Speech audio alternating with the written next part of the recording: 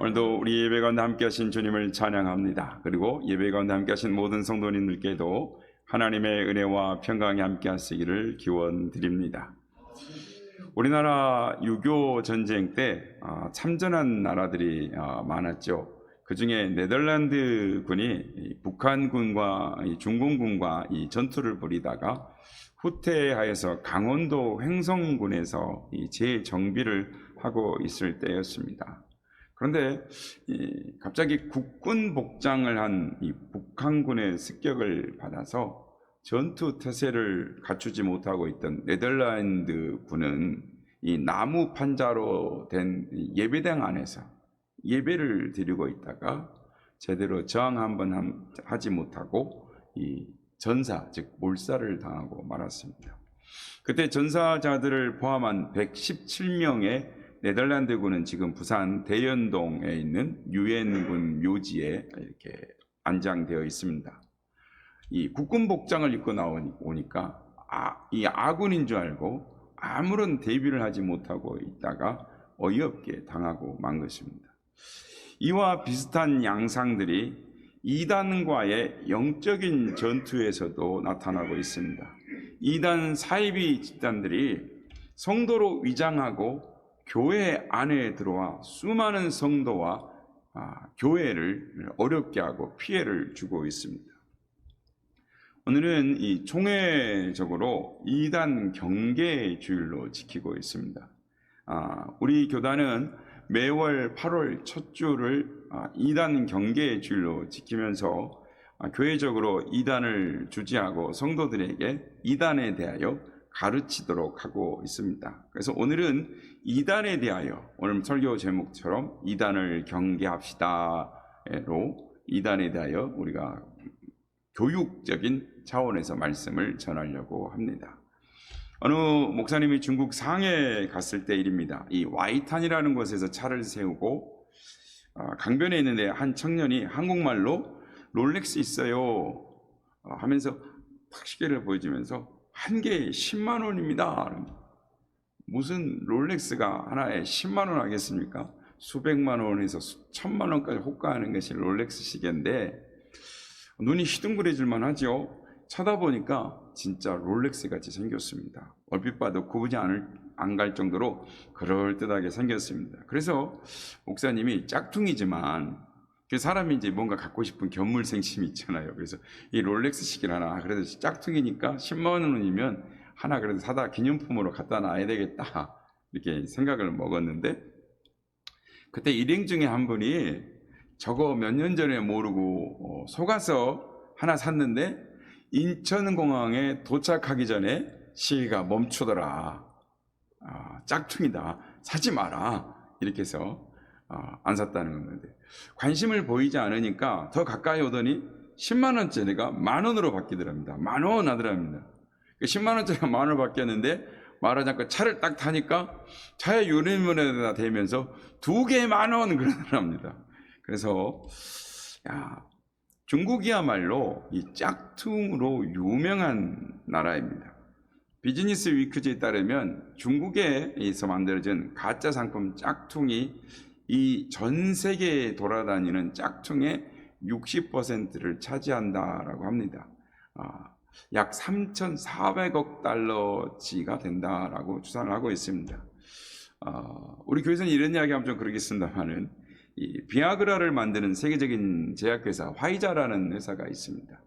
그런데 이 화이자의 메일리 맥키널이라는 분이 이런 말을 했습니다. 중국 내 위조 공장이 우리 본사 공장보다 크다. 짝퉁 문제의 심각성을 보여주고 있는 것입니다. 가짜 짝퉁은 이 정품에 심각한 문제를 일으킵니다. 우선 싼 값으로 정품을 생산하는 기업의 매출에 타격을 주고요. 저급한 품질로 제품의 이미지를 떨어뜨릴 뿐만 아니라 제품에 대한 신뢰를 훼손시키는 것입니다. 이처럼 이 경제계의 짝퉁에 있다면 종교계에도 이단 사이비 문제가 있는 것입니다. 우리나라 기독교 이단 사이비가 나타나서 개인과 교회와 나아가 기독교 전체의 많은 혼란을 이야기를 하고 있습니다. 들어오시면서 아직 못 보셨는지 모르겠습니다만 이게 이제 데스크에 이단 분별법 43가지 이렇게 나와 있습니다. 이제 그런 이제 시간이 되면 특강으로 이단에 대해서 또 한번 공부하는 시간이 있어야 되겠습니다만은 43가지의 이단 분별법에 대해서 조금 이렇게 소개가 되어 있으니까요. 한번 또 들고 가서 읽어보시고 궁금한 거 있으면 또 물어보시면 또 답을 하도록 하겠습니다. 그러면 이단, 즉 사입이란 무엇인가 하는 것입니다. 이단과 사입이는 비슷하지만 다른 것입니다. 그러니까 첫째, 이단이란 무엇이냐면은 이단은 한자어로 다를리 끝단을 쓴다는 건 잘 알고 계실 겁니다. 글자 그대로 하면 다 같은데 끝이 다르다라는 것입니다. 그러니까 같은 기독교인데 무엇인가 결정적으로 중요한 부분에서 차이가 나는 종파나 교회나 개인이 있다라는 거죠. 다시 말해서 이단이란 정통 교리를 따르지 않고 제멋대로 교리를 만들어서 공동체 안에 혼란을 일으키고 또 공동체를 분열시키는 집단을 말하는 것입니다.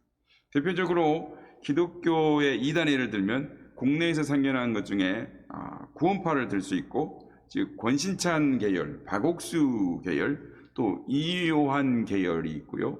기독교 복음선교회 정명석, 만민중앙교회 이재록, 베레 아카데미의 김기동, 또 한국 에르살렘교회 이초석, 신천지 이만희 등이 이 한국교회를 가장 어지럽히는 국내 이단들이라고 할 수 있습니다.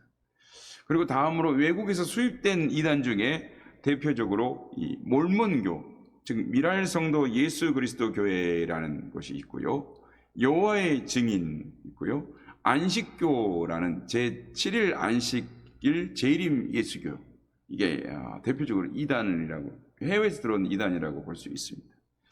둘째, 사이비가 뭐냐 그러면 사이비란 한자어로 같을사 말 이을 이 아닐 비입니다. 그러니까 같은 말을 계속해요. 근데 알고 보면 아닌 거예요. 그러니까 겉으로는 비슷하지만 본질은 완전히 다른 것이거나 이 가짜를 말하는 것입니다. 그러니까 사이비 기독교란 기독교와 비슷하지만 기독교가 아닌 종교 집단, 기독교를 빙자한 유사 종교 집단을 사이비 집단이라 그럽니다. 그래서 통일교라든지 신천지는 이단입니까? 사이비 이단일까요? 신천지는 사이비입니다. 사이비 이단에 속합니다. 하나님의 교회, 안상홍이죠. 하나님의 교회 여기, 몰몬교, 여호와의 증인 같은 거는 사이비 이단에 들어갑니다. 지난 100여 년 동안 이단들이 한국에 끼친 악영향은 이루 말할 수가 없습니다. 이단에 빠져서 실족한 숫자들이 얼마나 많은지 모릅니다. 그 피해는 상상을 초월하는 것입니다. 예를 들면 이 박태선의 전도관을 잘 알고 계시죠? 지금은 명칭을 바꿔서 천부교로 활동을 하고 있습니다. 이 박태선이 직간접으로 피해를 입힌 사람이 무려 한 100만 명 정도 된다라고 합니다. 그러니까 박태선 한 사람으로부터 나온 이단들이 10종이 넘습니다. 10개 이단이 넘게 나왔습니다. 박태선으로부터. 그렇다면 박태선 계열의 이단들 외에 통일교 계열의 이단들, 구원파 계열의 이단들, 그리고 신비주의 이단들의 피해가 얼마나 클지 상상을 못하는 것입니다. 형제, 국내에 자신이 재림 예수라고 말한 사람들이 40명이 넘습니다. 그리고 밝혀진 사이비 이단 종파만 150여 종이 있고, 숨은 사이비 이단을 합치면 약 200여 개 사이비 이단이 있다라고 추정되고 있습니다. 파악되고 있습니다. 이 숫자는 최소한 150만 명 정도의 사람들이 이단에 지금 빠져서 살고 있다는 거예요. 그들은 지금 이제 국내뿐만 아니라 해외에도 세력을 뻗치고 있습니다. 중국 내 조선족들, 한족들은 한국산 이단으로 몸살을 앓고 있습니다. 제가 어떤 목사를 다른 데 초교파적인 모임에 가서 만났는데 자기가 신학교 교수래요. 조직신학을 가르친대요. 그랬더니 이단이에요. 그런데 중국에 가서 매달마다 중국 가서 가르쳐요. 중국의 조선족의 경우는 무려 25%가 이단에 빠져 있다라는 것입니다. 대표적인 이 기독교 이단을 들어보면은 국내에서 생겨난 조금 전에 말했던 구원파, 이 구원파에는 이 세 가지 계열이 있는데 권신찬 계열이 있고 또 박옥수 계열이 있고 이요한 계열이 있습니다. 그리고 기독교 복음선교회의 정명석이, 만민중앙교회 이재록이, 베레아 아카데미의 김기동, 한국예루살렘교회 이초석, 박태선의 전도관, 문선명의 통일교, 이만희의 신천지, 안상홍의 증인의 하나님의 교회, 요즘 명칭을 바뀌었죠. 하늘어머니 교회, 뭐 이렇게 말을 바꿔가지고 하고 다니고 있습니다. 이런 이들이 국내를 뭐 어렵히고 있죠. 그런데 그 중에 현대 우리가 가장 경계해야 될 3대 이단을 뽑으라면 신천지의 이만희, 그리고 구원파의 특히 박옥수, 그리고 하나님의 교회, 즉 안상홍, 죽었죠 이제 장길자, 그리고 그 교주 김주철이라고 있습니다. 이런 이 하나님의 교회가 있습니다. 그래서 박옥수의 구원파의 그 지속적인 미혹이 지금 여기 보면 힐스테이트 앞에도 지금 이렇게 기쁨의 교회라고 하나 이렇게 박옥수 집계 하나가 지금 또 들어와 갖고 있는, 한 3년 전부터 들어와 있죠. 또 신천지가 기성교회 추수꾼들을 파송해서 상상도 못할 도전을 하고 있습니다. 그리고 하나님의 교회 이 끈질긴 미혹, 위험 수위를 넘은 지가 오래되었습니다. 너무나 많은 영혼들이 미혹을 받고 있고, 나아가서 사회적으로 가정 파괴, 가출, 재산 헌납, 시한부 종말론, 여러 가지 말로 말할 수 없는 이단들이 문제를 일으키고, 그래서 일반 방송 MBC에서 PD수첩에서 다 나오죠. 그래가지고 실상이 취급됐는데, 그게 우리는 아무리 이단이라 그래도 기독교가 사회에 폐악을 끼치고 있구나 이렇게 본다라는 것입니다. 그 중에 우리가 근자에 피해를 주는 몇몇 이단의 이단성을 한번 살펴보려고 합니다. 첫째는 구원파입니다. 현재 구원파 계열은 저번에 그 바다에 빠지는 세월호에 나온 유병헌, 즉 권신찬 계열에 있는 이 기독교 침례회하고 이요한의 대한예수교회 침례회, 박옥수의 대한예수교 복음 침례교, 이름도 다 비슷비슷하죠. 침례교라고 붙었으면 이 다 같은 침례교가 아닙니다. 그러니까 기독교 복음 침례회라든지 대한예수교 침례회라든지 대한예수교 복음 침례회, 이런 다 이단입니다. 그들 중에 이 박옥수, 즉 양재동 근처에 이 고속도로 펴면 건물 기쁜 소식 이 선교의 이 박옥수는 1960년대부터 종파 운동을 해서 지금은 이제 되어 있는, 한동안 이 사람이 구원파에 소속되어 있다가 1983년 예수교 복음 침례를 창설하고 2004년부터 이 기쁜 소식 강남의 교회에서 이렇게 하고 있습니다. 근데 그 이단성을 살펴보면요, 박옥수는 기존에 있는 성도들의 믿음을 인정하지 않습니다. 그러니까 박옥수는 구원받고 중생을 체험한 날짜를 정확하게 알지 못하면 진정한 구원이 아니다. 그러니까 확실한 뭐가 있어야 된다라고 말합니다. 그러면서 이 죄와 죄의 정세를 구분합니다. 그래가지고 이 간음하고 살인을 했어도 이건 죄의 증상일 뿐이지 죄가 아니다라고 이렇게 가르친다. 그래서 자유하라고 그럽니다. 헌금도 하지 마라 그러고, 예배도 마음대로 드리라 그러고, 세상에 나가서 사기쳐도 되고 술 먹어도 되고 구원만 받으면 되는 거예요. 그래서 박옥수는 이 구원을 하나님에 의존하기보다는 인간의 확신에 의존을 합니다. 그래서 박옥수의 구원론은 한동안 이 권신찬, 유병헌 그쪽으로 나온 계열하고 비슷한 이야기를 하고 있습니다. 그래서 구원만 받으면 된다라고 이야기합니다.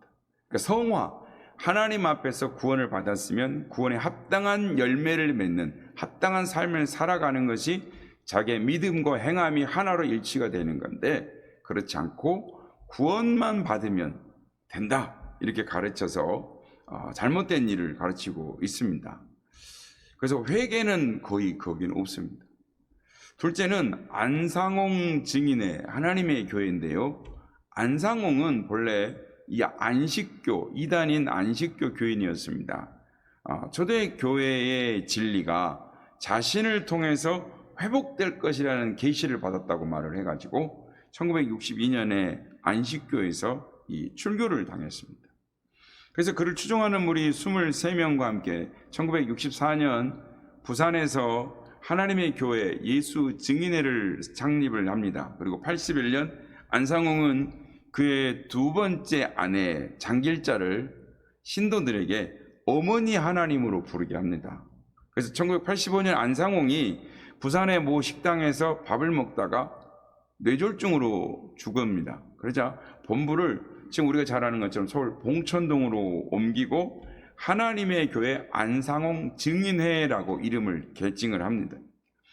그리고 이제 안상홍의 아내 장길자를 어린 양의 신부, 하늘에서 내려온 새 예루살렘, 그리고 갈라디아에서 나오는 것처럼 위에 있는 어머니, 이렇게 이야기를 합니다. 그래서 하나님의 교회의 정관 1장 4조에 보면 뭐라고 되어 있냐면, 안상홍이 성령 하나님이며 애언에 따라 오신 재림 예수며 이 시대의 구원자로 지상의 마지막 교회인 하나님의 교회를 설립하신 후 승천하신 자라고 밝히고 있습니다. 그러니까 안상홍의 무덤이 어디가 있냐면 부산 석계공원 묘지에 있는데, 그 묘비에 뭐라고 써져 있냐면 선지 엘리야 안상홍의 묘라고 써져 있습니다. 그러니까 교회, 그리고 하나님의 교회 홈페이지에 들어가면 뭐라고 써져 있냐면 안상홍이 1985년 2월에 승천했다라고 써놨습니다. 안상홍이 하나님이라면 어떻게 죽었겠습니까? 그런데 죽었고 엄연히 묘지가 또 있는데 그 묘비에다가 승천했다고 써놓는 겁니다. 그 논리적인 모순이 어디가 있겠습니까? 정말 웃기는 이야기지만 그걸 믿고 추종하는 사람들이 있으니 한심한 일입니다. 정말 웃긴 이야기를 하나 하자면은, 지난 이야기입니다만 안상홍이 왜 하나님이냐라고 이야기를 했더니 2002년 월드컵 대회를 빌리면서 안상홍이 왜 하나님이냐면, 안상홍의 하나님이라고 밝혀진 이유가 안상홍의 안이 안정환이고, 안상홍의 상이 유상철이고, 안상홍의 홍이 그 다음 뭘까요? 예, 홍명보라는 거예요. 그래서 안상홍이 하나님이라는 증거라고 되어 있는데, 이 웃기는 이야기를 들으면서 하나님 교회 신자들 일부들은 너무 감격해서 울었다는 거예요. 그런 이야기가 인터넷에 있습니다.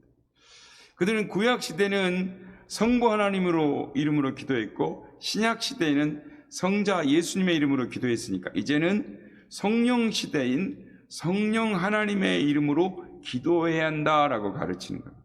그들은 안상홍을 하나님으로 믿기 때문에 안상홍이 하나님 아버지이시고 두 번째 부인인 장길자는 하나님 어머니라고 주장을 합니다.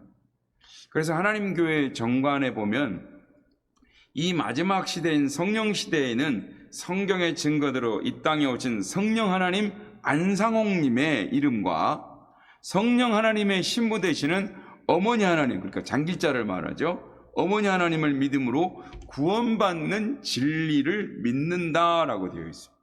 그러니까 하나님의 교회 안상홍 증인에는 이 다음과 같은 이단 사상이 있는데, 교주 안상홍은 육신을 입고 온 하나님인데 그가 성령 하나님이라는 겁니다. 그래서 요 교주 장길자를 하나님의 아내요 신부, 그러니까 요한계시록에 보면은 우리가 하나님의 신부잖아요. 하나님 성전에 예루살렘에 내려오잖아요. 그래서 장길자가 그렇다는 거죠. 뿐만 아니라 토요일 안식일 주장을 합니다. 그 왜냐하면 이 안상홍이가 안식교에서 출발을 했기 때문에 지금도 안식일 교리를 말하고 있고 안식교에서 말하는 성경 구절을 그대로 갖다 쓰고 있습니다. 그러니까 예배 시에 여자들이 수건을 쓰고 예배를 드려야 된다고 하면 수건 안 쓰면 구원이 없고 하나님은 그 예배를 안 받는다라고 말을 합니다. 시한부 종말론을 말합니다. 그래서 1988년에 예수님이 재림, 세상이 망한다 그랬죠. 그랬다가 1999년에 종말이 온다라고 말을 했다가 역시 불발로 끝났습니다. 그래서 이 집단은 상습적으로 시한부 종말을 말하는 것입니다. 웃긴 이야기 하나 더 말씀드리겠습니다. 그들의 찬송가 새 노래 25장에 보면은 안상홍과 장길자를 천지 만물을 창조하신 전지전능하신 하나님으로 노래를 하고 있습니다. 제가 한번 가사를 한번 읽어보겠습니다. 찬양하세 안상홍님 어머니를 찬양하세. 세세무궁 안상홍님 어머니를 찬양하세. 하늘의 온갖 별과 해와 달과 천지만물 모든 것을 창조하신 안상홍님 어머니일세.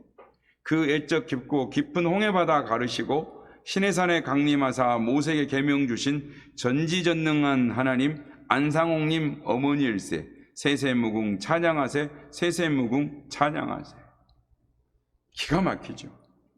그들이 아버지 하나님과 어머니 하나님을 믿었기 때문에 자기들이 성경에 기록된 새 언약의 자녀라고 주장을 하는 겁니다.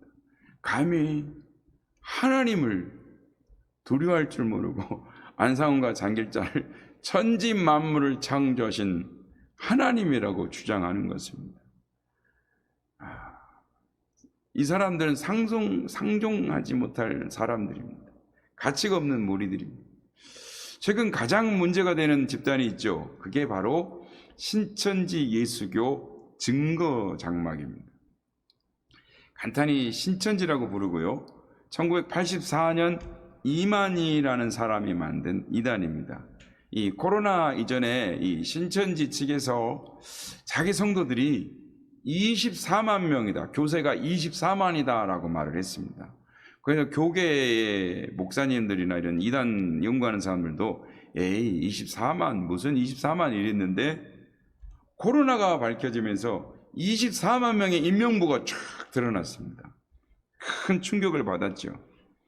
그런데 코로나 때문에 조금 주춤한 것 같은데요. 아닙니다. 다시 지금 신천지가 활동을 하고 있습니다.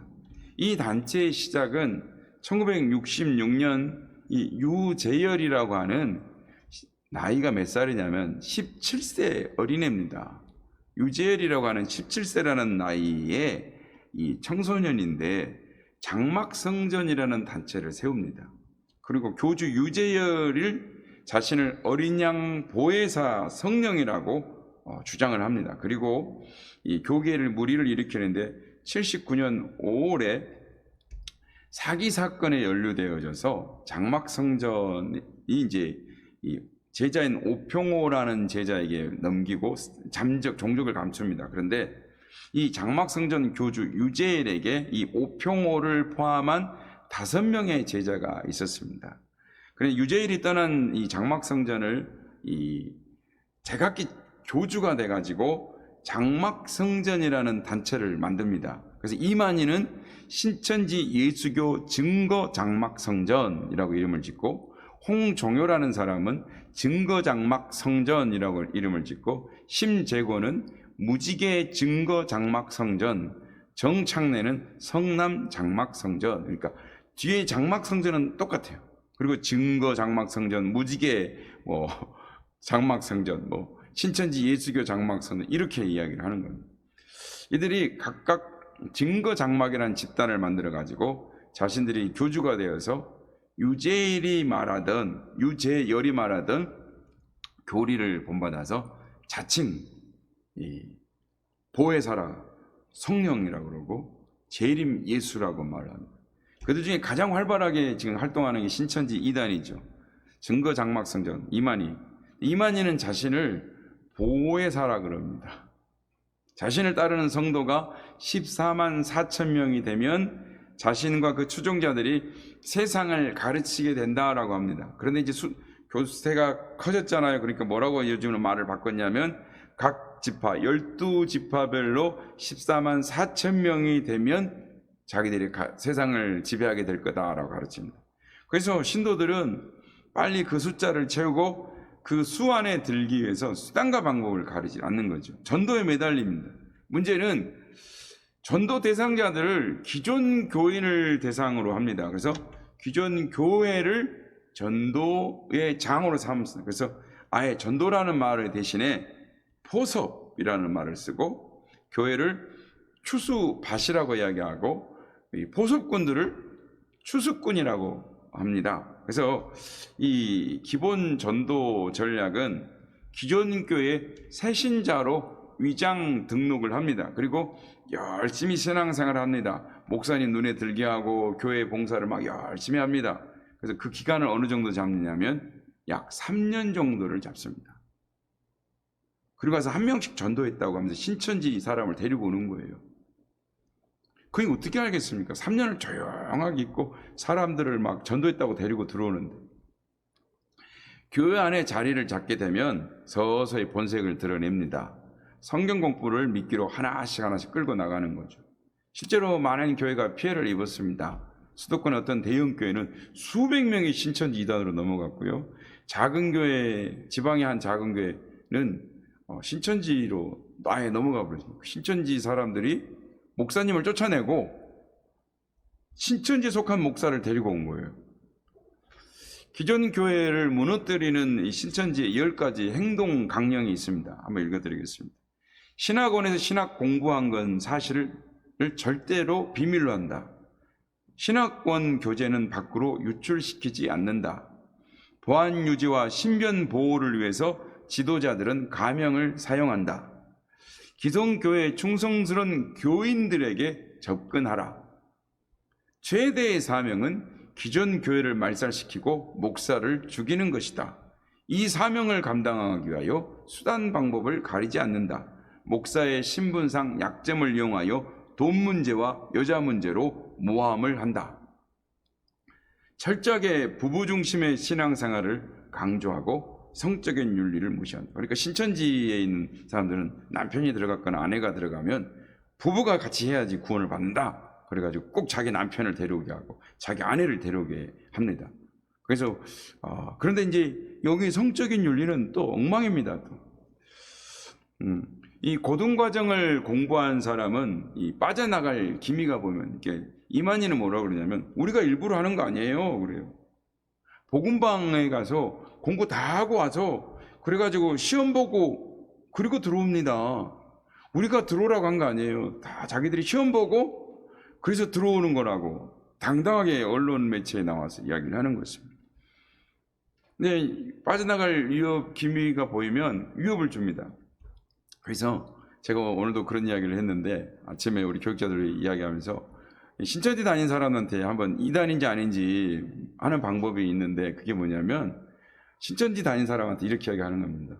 제가 너무 좋은 신앙생활하게 사랑과 기쁨이 넘친 정말 좋은 교회를 만났어요. 제가 지금 교회보다 더 좋은 교회를 만나 성도들 만나가지고 이제 그 교회에서 신앙생활을 하려고 합니다 라고 말을 하면 그럼 우리 일반 교회는 어떻게 합니까? 그러면 그 교회 가서 신앙생활 하세요 그러잖아요. 이단이면 어떻게 합니까? 막 욕을 하고 막 협박 문자를 보내고 그런다는 겁니다. 한번 이단인지 아니냐 테스트 한번 해보라 그러십시오. 주변에 이단이 빠져있는 분들이 있으면 그렇게 한번 테스트를 해보라 그러세요. 그러면 그 이단인 거 바로 증거가 나타납니다. 또 주일날은 이 신천지 이단들은 행동 강령이 뭐냐면 꼭 주일날 교회 가서 예배를 드려라. 그래서 공격 대상자를 탁 물색해가지고 목사의 설교를 녹음하거나 기록해가지고 흠잡을 수 있는 단서를 하나 만들어서 공격 대상자에게 목사나 교회에 이 불평을 가질 수 있도록 은근히 부추긴다는 겁니다.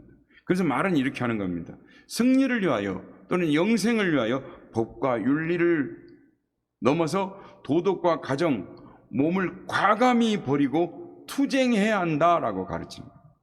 그래서 평소에는 신학원에서 배운 성경 구절을 계속 성경 구절만 이야기합니다. 딴 이야기는 안 합니다. 여러분 금년이 몇 년도입니까? 서기 2022년이죠. 그 뜻이 무엇입니까? 이 땅에 예수님이 오신 지 태어나신 지 2022년이 되었다라는 이야기입니다. 그런데 신기 38년이라고 새로운 연호를 사용하는 사람들이 있는데 그들이 신천지 이단에 속한 사람들. 그러니까 새 하늘, 새 시대가 열렸는데 그게 뭐냐? 신천지 교주 이만희가 1984년에 예수의 영이 그에게 임했기 때문에 이젠 새로운 시대가 열렸다. 신기, 그래서 38년이라고 하는, 그러니까 84년을 기점으로 금년이 신기 38년이다. 그러면 새 시대가 열렸다. 이렇게 언론에서 그들이 이야기하는 건, 주장하는 게 그겁니다. 여러분, 예수님의 재림은 그 재림의 광경을 모든 사람들이 눈으로 똑똑히 볼 수 있도록 천사장의 나팔 소리와 호령 가운데 재림하신다고 말씀하셨죠. 성경이 그렇게 분명히 말씀하고 있는데 신천지 교도들은 1984년 이만희에게 예수님이 영적으로 재림했다라고 주장하면서 금년 92세가 된 영감을 재림 예수로 믿고 있습니다. 이만희는 별별 주장을 다 합니다. 자신이 알파와 오메가라고 말합니다. 예수님과 같은 존재라고 주장을 하는 거죠. 자신을 보혜사라고 주장을 합니다. 자신이 저술한 책마다 표지에다가 뭐라고 써놓냐면 보혜사 이만희 저 이러고 써놓는 거예요. 자기 자신을 삼위일체 중 삼위이신 성령 하나님이라고 자기를 이렇게 말하는 거죠. 이 신천지 집단에서 발간되는 유인물 출판물에 보면 이만희가 보혜사란 말이 수도 없이 나와요. 그러니까 보혜사 그러면 성령 하나님이 성령 하나님. 보혜사가 누굽니까? 그 하나님과 어떻게 이만희가 비교를 될 수가 있겠습니까? 이만희는 자신을 재림주라고 이야기합니다. 예수님이 구름 타고 오신다고 말씀하셨잖아요. 너희가 올라간 걸 본 그대로 오신다고 그랬는데 영으로 어떤 육체에 임했다라고 주장을 하면서 이만희 자신에게 영으로 임한 것이다 라고 하면서 자신이 재림 예수다라고 황당무계한 소리를 지금도 하고 있어요. 이만희는 성경을 뭐라고 그러냐면 대부분 비유와 상징으로 되어 있다라고 말합니다. 제멋대로 말하죠. 어떻게 말하냐면 이만희는 성경은 영적으로 해석해야 되는데 문자로 성경을 해석하면 이건 하나님의 뜻에 맞지 않다라고 이야기합니다. 그래서 대부분 가짜 재림 예수들은 공통적인 주장이 뭐냐면 비유 영적인 풀이로 해야 된다라고 말을 하는 겁니다. 성경을 문자 그대로 문맥 그대로 정확하게 표현하면 이단들을 교주를 이 재림주로 만들기가 정말 불가능합니다. 근데 영적으로 이 비유풀이로 풀면 마음대로 꿈 해몽하듯이 마음대로 해놔도 뭐 걸릴 게 없는 거예요. 이만희는 자신을 하나님과 직통 계시받은 자라고 말합니다. 이단 교주들의 특징이 뭐냐면 한결같이 하나님과 직통한다고 말합니다. 그래서 그 사람이 쓴 계시록 실상에 뭐라고 써놨냐면 이 세상에는 성경을 풀이한 책들이 있다. 그러나 그 어느 것도 필자가 증거한 이 책과는 좋게 비교될 수 없다. 그것은 주님의 성령과 천사들로부터 직접 보고 듣고 지시에 가여 하나님의 말씀과 실상을 동시에 증거한 것이다 라고 말을 합니다. 기가 막힌 일입니다. 신천지 사람들은 이만희가 안 죽는답니다. MBC에서도 그렇고 PD수첩에도 그렇고 영생 불사한답니다. 이만희가 있는 한국이 천국이라고 말을 합니다. 뿐만 아니라 한국이 지금 뭐 이렇게 한류 열풍이 분 건 모두 다 재림 예수인 이만희 덕분이라고 이야기를 합니다. 뿐만 아니라 자기들 집단에 들어온 자들만 14만 4천 명이 드는데 신천지 교도 14만 4천이 차면 어떻게 되냐면 하늘에 있는 순교자의 영들이 자기들에게 임해가지고 신천지인들의 육체에 들어가서 신천지인들이 영생불사하는 존재가 된다고 말을 합니다. 거의 14만 4천 명이 들어가려고 길을 쓰는 겁니다. 뿐만 아니라 이만희가 가르치는 진리가 세계 최고의 진리이기 때문에 세계 모든 나라 사람들이 돈을 주고 배우러 오게 되고 따라서 세계의 돈이 신천지로 굴러 들어오게 되며 그때 신천지 교도들은 제사장이 되어서 막강한 권세와 부귀영화를 누릴 거라는 겁니다. 그러니 길을 쓰고 전도하는 거예요. 그런데 누구만 하냐면 신천지는 A급들만 하라 그럽니다. B급, C급은 하지 마라. 무슨 말이냐? 60세 이상 노인은 하지 마라. 장애인도 하지 마라. 가난하고 궁핍한 사람도 하지 마라 그럽니다. 왜냐하면 신천지 교도가 돼서 많은 사람을 미혹하려면 말을 잘해야 되잖아요. 거짓말을 잘해야 되는데 젊은 사람들만 이 포섭을 하는 것입니다. 신천지는 이리저리 말할 게 없어 더럽고 사악한 집단입니다. 그들의 내어 있는 내용들을 보면 음란한 내용들이 글들이 얼마나 많고 한번 쳐보시면 신천지라는 집단이 기가 막힌 집단입니다.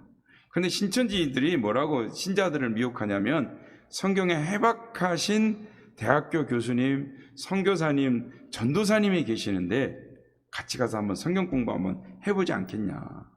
정의심스러우면 딱 일주일만 가서 한번 해보면 안 되냐 이렇게 말합니다. 또는 기도 중에 자꾸 생각나서 왔습니다 라고 뻔히 거짓말하면서 성경 공부를 건의하고요. 또 성경을 배우는 경우는 사람에게 교육받는 인학이 있고 성령님에게 가르침을 받는 신학이 있다 라고 말을 합니다. 그러면서 사람한테 배우는 게 아니라 성령님한테 배우는 신학이니까 사람 누구에게도 절대 비밀을 누설하면 안 된다라고 말을 합니다. 그래서 요즘은요 좀 많이 알려졌지만 복음방은 이제 뭐 볶음밥이라고도 이야기를 하는데 어쨌든 시온 기독교 신학원, 하늘문화연구원, 기독교 교역자 선교회, 리빙피플, 기독교 교육협회, 올로 목사, 올로 장로 협의회 등 기독교인 것처럼 위장을 해가지고 지금도 교회에 참여하고 있어요. 엊그제도 포스터를 하나 봤는데 애들 피아노 뭐 이렇게 하는 이 음악 대회를 열어놨어요. 근데 그게 보니까 신천지 가는 거예요. 뭐 문화재단 이래가지고 뭐 죽음 예방 재단 사단법인 그래가지고 신천지들이 좀 접근하고 있습니다. 뭐 상담소 그래고 해놓고 여러분 이런 이단 사이비에 어떻게 대처해야 합니까? 성경은 오늘 본문에서 보면 첫째 주의해야 한다라고 말합니다. 9절에서 7절 말씀입니다. 오늘 본문 제가 한번 읽겠습니다. 미혹하는 자가 세상에 많이 나왔나니 이는 예수 그리스도께서 육체로 오심을 부인하는 자라. 이런 자가 미혹하는 자요 적그리스도니 너희는 스스로 삼가 우리가 일한 것을 잃지 말고 오직 온전한 상을 받으라. 지나쳐 그리스도의 교훈 안에 거하지 아니하는 자는 다 하나님을 모시지 못하되 교훈 안에 거하는 그 사람은 아버지와 아들을 모시느니라. 이단 사이비가 등장할 것을 예언해 주시고 주의하라, 경계하라 라고 주님 말씀하고 계십니다. 그렇습니다. 우리 교회를 지키기 위해서 나와 우리 가정, 신앙을 지키기 위해서 우리는 늘 주의하며 경계해야 되는 것입니다. 어디서 성경 공부한다, 뭐 영어 공부 가르쳐준다, 새로운 거 가르쳐준다, 성경 말한다고 해서 무조건 우리 편, 내 편이다라고 생각하시고 마음을 열어서는 안 되는 것입니다. 둘째, 말씀 가운데 바로 서야 합니다. 우리 주변에 이단 사이비가 횡행하는 이유가 무엇이겠습니까? 우리가 하나님 말씀을 제대로 모르니까 그렇습니다. 하나님 말씀을 공부하려고 하지 않아요. 그러다가 복음의 본질을 붙잡지 못하고 있다가 누가 뭐라 그러면 그래. 그런데 뭘 주로 쫓아가냐면 보통 사랑에 메마른 사람들이 어느 여전도에 가 있으면 그 여전도에 못 끼는 사람들, 또 교회에 불만 있는 사람들, 또 목사님에 대해서 항상 부정적인 것을 있는 사람들한테 딱 공격 대상자를 정하고 접근해서 성경 말씀이 이렇고 말을 하면 그냥 홀딱 넘어가는 것입니다. 그러므로 여기저기 기도받으러 다니지 마시고 성경 공부한다고 여기저기 다니지 마시고 언제나 교회 중심으로 신앙생활 하시기 바랍니다. 여러분이 뭔가 공부를 하고 싶으면 교회 목사님한테 말씀하세요. 그러면 얼마든지 가르쳐 드릴 수 있어요. 지금 우리 교회도 성경 공부 열어놨기 때문에 공부해 보신 분들 알겠지만 본인들도 이런 공부를 이렇게 못 배웠는데 이런 걸 느끼시면서 공부를 합니다. 그래서 꼭 멀리 가서 공부하지 마시고 교회 내에서 신앙생활을 집중해서 하시기 바랍니다. 세 번째, 이들은 멀리 해야 합니다. 디도서 3장 10절을 보면 이단에 속한 사람들은 한두 번 훈계한 후에 멀리하라 라고 합니다. 우리가 이 순진하게 생각할 수 있습니다. 저들이 잘못 생각하고 있으니까 잘 타이르고 사랑으로 돌보면 기꺼이 변화될 거라고 생각합니다. 그런데 여러분 분명한 것은요, 마음 아픈 이야기지만 저들은 일단 사탄에게 붙잡힌 자들입니다. 우리 말로 노력으로 돌이킬 수가 없습니다. 저들과 가까이 할 때 우리가 피해가 너무 커요. 그래서 성경은 이단에 속한 사람을 한두 번 훈계한 후에 멀리하라라고 말씀하는 겁니다. 제가 아는 한 목사님 교회에 청년이 신천지 이단에 빠졌습니다.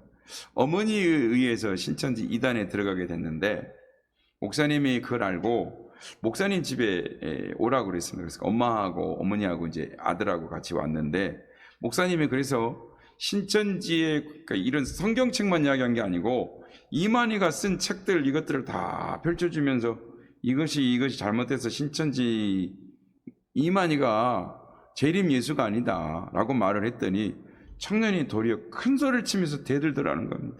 목사님, 만약 이만희 씨가 정말 재림 예수면 어떻게 하시겠습니까? 그러면서 그래서 목사님이 기가 막혀가지고 너 안 되겠구나 라고 하고 어머니와 함께 이 출교를 시켰답니다. 그랬더니 그 어머니가 자신이 신천지인 거는 말을 안 하고 교인들에게 목사님이 내가 목사님 말 안 들으니까 나를 출교를 시켰다고 그러면서 욕을 하고 다닌다는. 제가 아는 친구 목사님도 장로님의 가족이 신천지에 빠졌어요. 그래서 목사님이 이 사람을 공개적으로 이야기하고 출교를 시키거나 주의를 주겠다라고 했는데 장로님이 제가 책임지겠습니다. 그랬는데 그 사이에 6개월 사이 교인들을 많이 포섭하고 신천지로 빠져나갔습니다. 어떻게 됐을까요? 결과가 장로님이 내 책임이다라고 말했겠습니까? 아니에요. 목사님이 관리를 못해가지고 교회가 어려움을 당했다 그러고 하고 그 목사님이 책임을 지고 교회를 사임을 하셨습니다. 신천지가 나오면 어쨌든 공개하고 그들이 회개하고 돌이킬 수 있도록 기회를 줘야지 합니다. 어쨌든 우리말로 설득하고 안 됩니다. 한번 이단 사상에 빠지면 되돌아오기가 어렵습니다. 그래서 이단에 빠진 것 같으면 천천히 돌아오겠지라고 생각하시지 말고 적극적으로 이단에서 빼내야 하는, 그리고 이렇게 이단 상담소를 데리고 가서 상담을 받아야 합니다. 연만하게 저한테 오면 제가 이제 목사는 성경책을 펴서 이렇게 가르쳐 주겠죠. 이 진리가 이건 이래요. 그러면은 조금 전에 예를 들었던 것처럼 절대 안 믿습니다. 설득이 안 되는 겁니다. 그럴 때 2당 3당소에 데리고 가면은 사례들이 많기 때문에 2단 상담소 데려가기가 어렵지, 한 번만 데려가면은 거기서 확 깨집니다. 여러 사례들이 있어서 이래서 2단이다, 이래서 잘못됐다, 이래서 가짜다 가르쳐 주는 것입니다. 오늘 보면 10절 11절에 보면 사도 요한은 누구든지 이 교훈을 가지지 않고 너희에게 나아가거든 그를 집에 들이지도 말고 인사하지도 말라. 그에게 인사하는 자는 그 악한 일에 참여하는 자임이라 라고 말합니다. 사도 요한의 별명이 뭡니까? 사랑의 사도입니다. 사랑이 넘치신 분이에요. 근데 이 사랑의 사도가 하는 말이 진리에 대해서는 단호하게 말하는, 이단자들을 집에 들이지도 말고 인사도 하지 마라. 그러므로 우리 교회 성도들은 신천지와 같은 이단자들을 절대로 집으로 들이지 말고 인사도 하지 마시기 바랍니다. 난 성경에 자신이 있어 하고 설득시켜 볼 생각이십니까? 저도 몰몬하고도 한 두어 차례 싸워봤고요. 1시간, 2시간 이상 싸웁니다. 어떨 때는 젊을 때는 여호와 증인을 집에 들어오라 그래가지고 실컷 싸우고 보냈더니 그 다음에는 뭐 부장급인지 전도사급인지 모르는 또 데리고 또 왔더라고요. 그래서 또 들어오라 그랬죠. 들어와서 성경 펴고 성경 놓고 싸웁니다. 될 것 같습니까? 안 됩니다. 계속 싸워도 수레바퀴 돌듯이 그 자리에 뱅뱅 도는 겁니다. 그렇습니다.